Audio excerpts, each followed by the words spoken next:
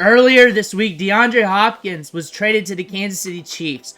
We're going to take a look at his practice clips, how he's working with the team, how he looks like in drills with the Chiefs, how he looks like in a Chiefs helmet.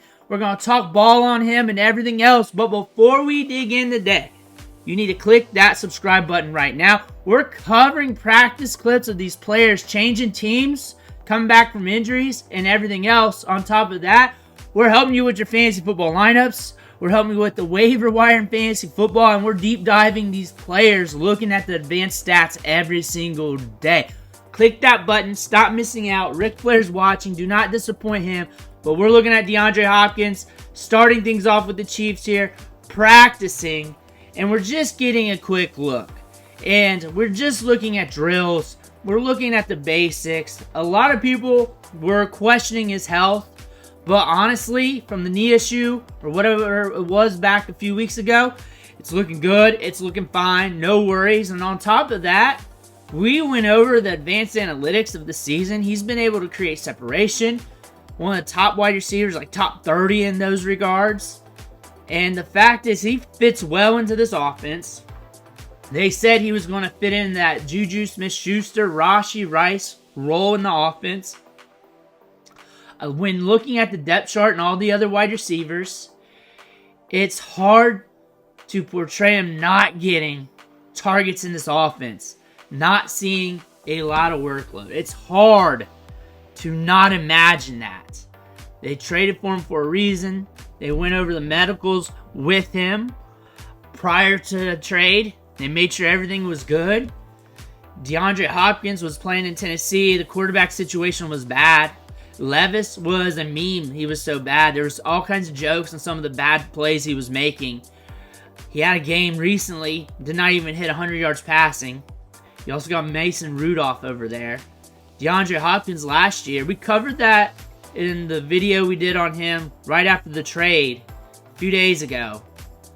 That last year in 2023, he was getting an elite target share, elite amount of air yards, giving you an indication that he can handle a good workload in offense, that he could be a guy that steps up in this offense and sees a bundle of targets a game and gets some workload.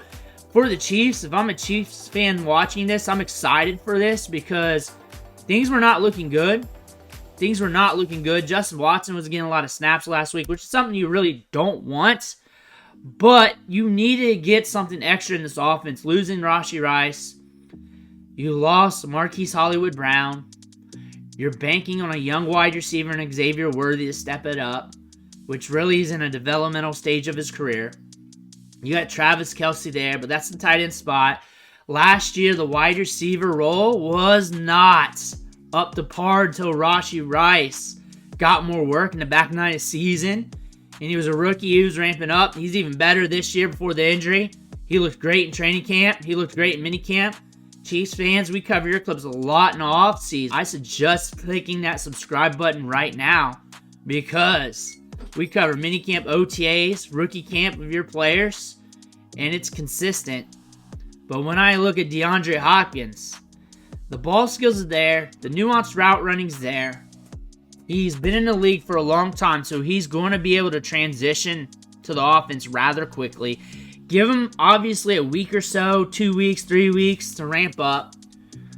He's moving okay. He's moving good. He's moving good to what I expect. He's been dealing with bad quarterback play these last couple years. He's good enough to be productive, to give you those spike weeks. Now we're playing with Patrick Mahomes, and Patrick Mahomes can give life to Kareem Hunt, can give life to a lot of other veteran wide receivers. Juju Smith-Schuster even had a big game this year. And we're looking at DeAndre Hopkins. Why can't he do something? It could be wide receiver 2, high-end wide receiver 3 range. But if you're plucking him off waivers, or if he was sitting on your roster and you had him left for dead due to Will Levis, now you got some life here. Now you can pay attention to him. But DeAndre Hopkins, you can't get a better situation for him than this.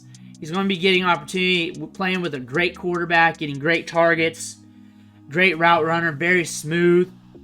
He's played with bad quarterbacks before and produced. He's never been the most athletic wide receiver. And when I say that, the fastest guy, the burstiest guy, he's never been Xavier worthy. He's just always been sound, technical, good ball skills. A guy like this knows ball inside and out.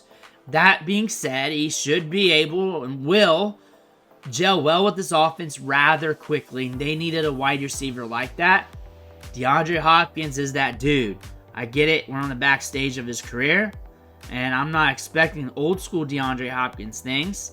But when you're looking at a wide receiver who was left for dead in Tennessee, now we got some signs of life, and we're in a good offense. I'm open-minded to it, and I'm wondering what you're thinking in the comments below about that. Make sure to hit that subscribe button on the way out. I want to thank you for watching. Catch you on the next video.